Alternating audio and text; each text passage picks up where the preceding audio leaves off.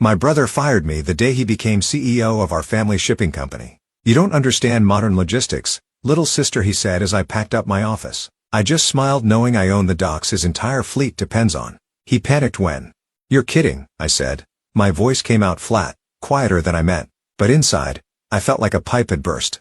No, Owen replied. I'm not. He stood behind my desk, hands in his pockets like he was doing me a favor. That stupid slick haircut, the custom-tailored blazer, all of it screamed consultant cosplay. Like he thought being CEO meant dressing like one of those guys from corporate brochures. I stared at him for a moment. You're firing me. I'm making a change, he said. The board supports it. I laughed once, just a single breath. The board you restructured 3 weeks ago? He didn't answer. Just glanced at the door where some 20 assistant waited, clearly eager to walk me out. My name is Kate Desmond. I'm 42 years old. I live in Port Townsend, Washington. And until about 10 minutes ago, I was the chief operating officer of Tideway Transport. Owen cleared his throat. We're moving in a new direction. Fresh thinking. Leaner. Faster. You know how it is. No. I didn't know. For 17 years, I'd been the one keeping Tideway afloat. While Owen was still doing keg stands in a USC sweatshirt, I was negotiating dock leases and solving port disputes no one even knew about. I didn't crave attention. I craved stability, and I gave it to this company every single day. He wasn't looking at me anymore. That part was over. I turned back to my desk and picked up the only thing I wanted. A black and white photo of our grandfather standing at the original dockyard, one hand resting on a rusted crane. He looked tired in that picture. Proud, but tired. Kate, Owen said almost gently. You've been here a long time, but it's time for someone new. I slid the photo into my bag. You're replacing me with that guy from Access Line. Gavin Murray, he said. Like the name meant something. He's done incredible things in global logistics. He's wrecked 3 companies and walked away richer each time. He didn't reply. Just gave me that same rehearsed look. Disappointment wrapped in fake concern. I stood smoothing my blazer. You have no idea what you've just done. His jaw tightened. Don't make this harder than it has to be. I stepped around him, pausing just before the door. Dad told me not to rely on this place, I said. He was right. Owen blinked. What does that mean? But I was already walking away. Back in my car, I stared at the old Tideway terminal across the water. Gray cranes stood like ghosts on the edge of the bay. It had been 5 years since I made that quiet decision to purchase the land beneath Docklands 4 and 5. The leases were short. Renewal was due next quarter. Owen had no idea. He could play CEO all he wanted, bring in Gavin and his shiny charts, restructure the board, but he didn't own what mattered. Not yet. I started the engine and pulled away, the photo of our grandfather resting on the seat beside me. It was the only thing I took from that office. Everything else that I left behind on purpose. The morning after I was fired, I sat on my porch with a cup of black coffee and stared out at the bay. From here, the freighters looked small, distant lines carving slow paths through the gray-blue water. A gull called overhead. Somewhere down the block, a dog barked. It was the first morning in 17 years I hadn't opened my laptop by 6:30. I didn't know what to do with myself. The porch boards were damp under my bare feet.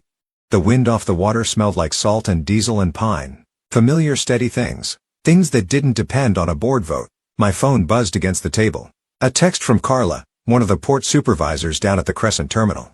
New guy already cutting corners. Dock team says safety protocols are being re-evaluated. You okay? I stared at it for a long moment. I should have felt smug, vindicated, but all I felt was tired. I typed back one word, thanks. Then I turned off the phone. The sound of my screen door creaking open made me flinch. My father stood there in a windbreaker holding a paper bag that smelled faintly of cinnamon.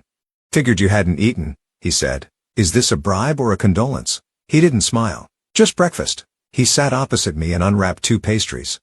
We ate in silence for a few minutes, watching a barge ease through the channel like a slumbering beast. You going to be okay? He asked finally. I shrugged. It's not like I didn't see it coming. No, you didn't. I looked at him. You've been running that company from behind the curtain for so long, you forgot who was standing in front of it, he said. Owen's been looking for a way to prove he's not just your little brother. He thinks cutting you out makes him strong. It makes him stupid, I said quietly. My dad didn't argue. I leaned forward, elbows on the porch railing. You could have stopped it. I didn't vote for it, he said. But you didn't stop it. His jaw tightened. He stared out at the water for a long moment. When I handed the company over, I told myself I was stepping back, that it wasn't my place anymore. You stepped back too far. I know. The silence stretched between us, old and heavy and familiar. I don't need to be COO, I said, but I'm not going to protect Owen from the consequences. His eyes flicked to me. What does that mean? It means the leases on Docklands 4 and 5 expire in 78 days. He blinked. They've been on rolling renewals for the last 10 years, I said. But I bought the land 5 years ago, personally, through a shell. I'm not renewing at the old rates. He said nothing. I've already got the paperwork ready. Market value's gone up 22%. Still nothing. I'm not burning the company to the ground, I added, but I'm not gonna hold up the roof while Owen takes a chainsaw to the foundation. He finally spoke. That'll cripple them. I looked at him. Then they shouldn't have fired their only structural support. He nodded slowly, face unreadable. There's more, I said. Gavin Murray is already cutting safety measures. Carla confirmed it. If there's an accident down there, a real one, the lawsuits will bury them. He rubbed a hand across his face. Christ. You handed Owen the keys, I said, and he drove straight into a blind curve. His eyes met mine. So, what are you going to do?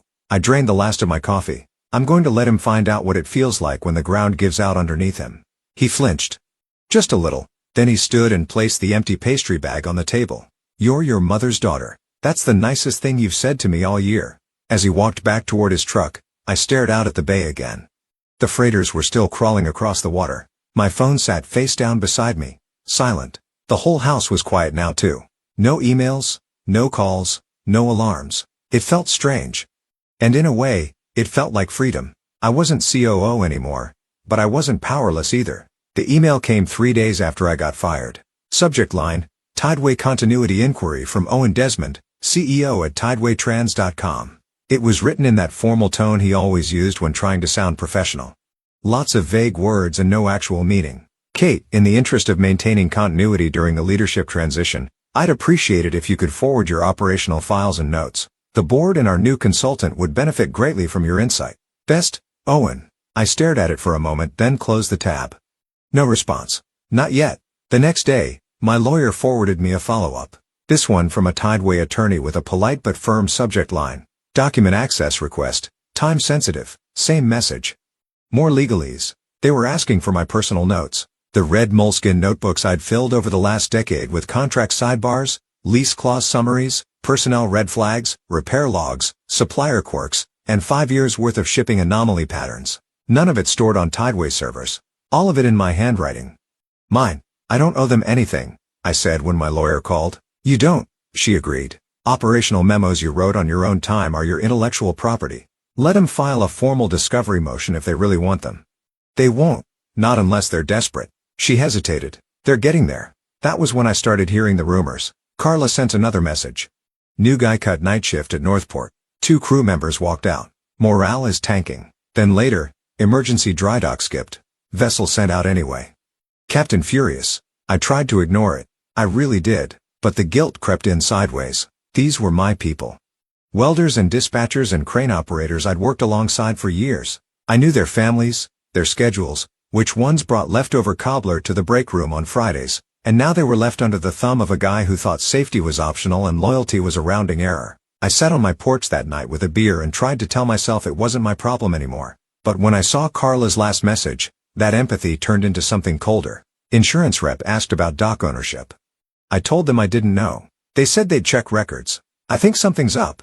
I nearly choked on my drink. Tideway's general liability policy was written under the assumption that the company leased its shipyards, especially Docklands 4 and 5, at legacy rates from a neutral third party.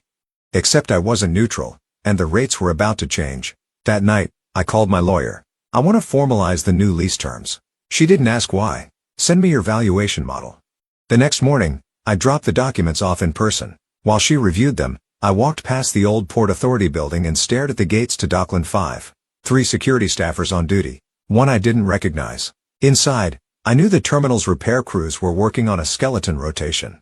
The spare parts manifest hadn't been updated in 3 weeks. I'd seen the export logs. Everything was running thinner and faster than the infrastructure could handle. A week ago, that would have sent me straight into crisis mode. Now I just watched.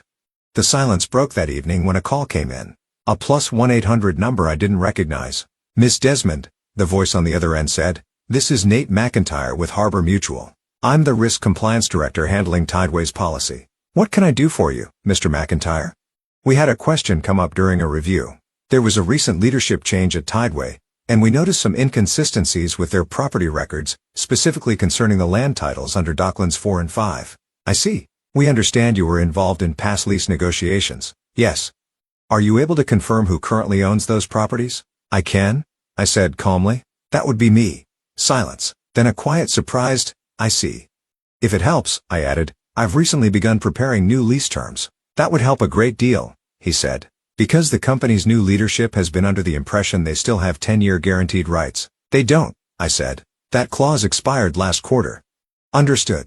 He thanked me and hung up. I stared at my phone for a long time afterward.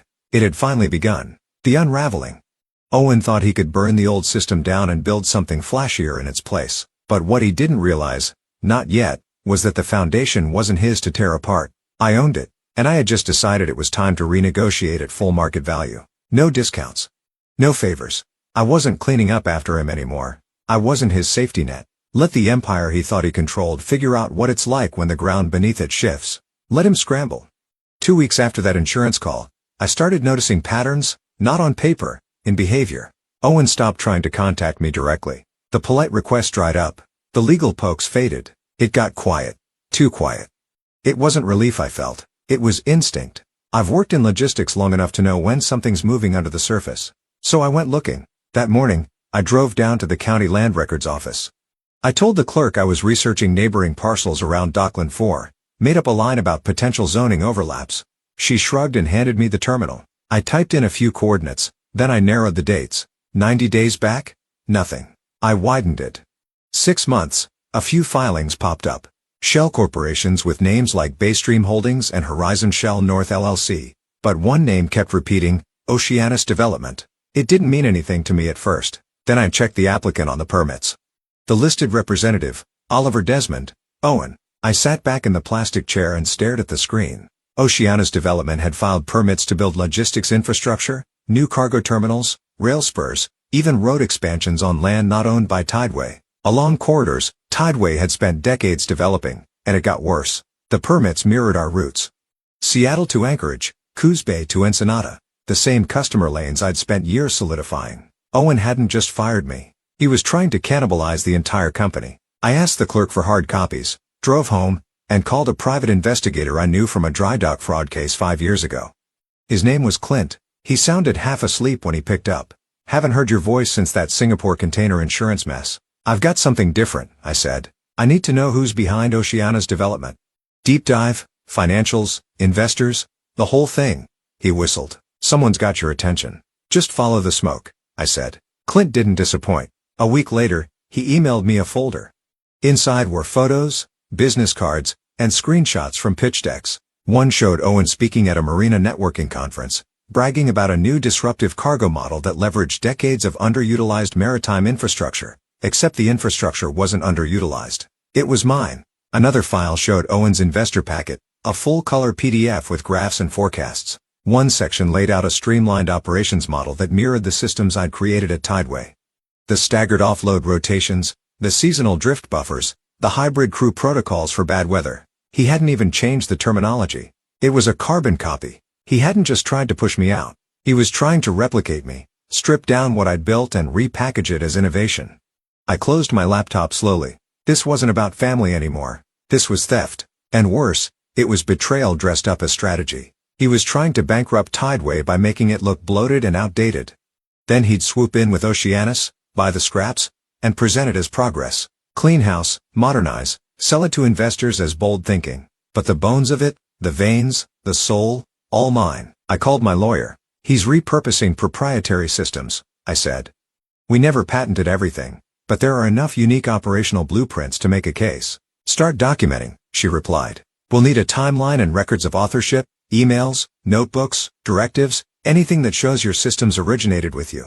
I have all of that. Then let's put it in a folder. I went to the cabinet, pulled out the red binders, and started laying everything out across my dining table. 17 years of notes, schedules, email printouts, timestamp drafts, safety rollouts with my name at the bottom. As I worked, I thought about Owen in his corner office, still thinking this was a game he could win. But it wasn't a game anymore. It was war. He came at me like I was a stepping stone. Thought he could erase me from the family business and walk off with the blueprint. But he forgot one thing. I'm not just the person who kept the lights on. I'm the one who built the wiring, and I'm the one who knows where it leads and what happens when you cut the wrong cord. It started with a voicemail from someone I never expected to hear from again. Kate,